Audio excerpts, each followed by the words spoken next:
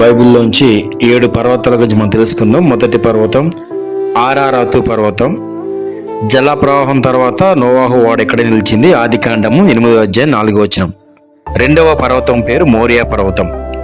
అబ్రహాము తన కుమారుడైన ఇస్సాకును బలి ఇవ్వబోయిన చోటు. ఆదికాండం 22వ అధ్యాయం 2వ వచనం.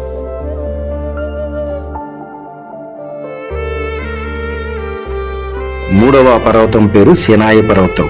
మోషే దేవుని నుండి 10 ఆజ్ఞలు పొందిన స్థలం, పవిత్రమైన స్థలం.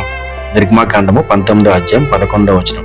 మోషేతో దేవుడు మాట్లాడిన స్థలం, అతి పరిశుద్ధమైన స్థలం.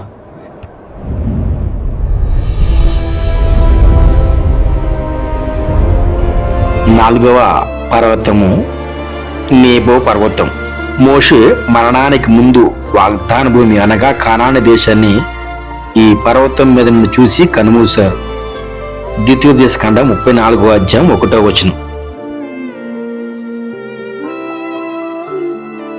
ఐదవ పర్వతం కర్మేలు పర్వతం. ఏలియా ప్రవక్త అబద్ధ ప్రవక్తలు ఎదిరించి ఆకాశం నుండి అగ్నిగంధకం రప్పించిన దేవుని శక్తి నిరూపించిన చోటు. 1వ రాజులు 18వ అధ్యాయం 16 నుంచి 46 దాకా.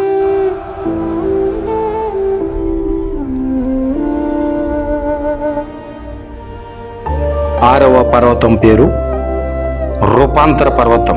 యేసుక్రీస్తు తన శిష్యుల ముందు మహిమతో రూపాంతరం చెంది మోషే మరియు ఏలియాతో మాట్లాడిన చోటు.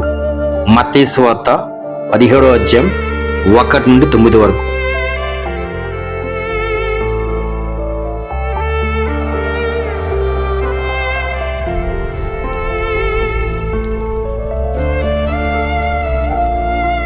ఏడవ పర్వతం ఒలీవ పర్వతం.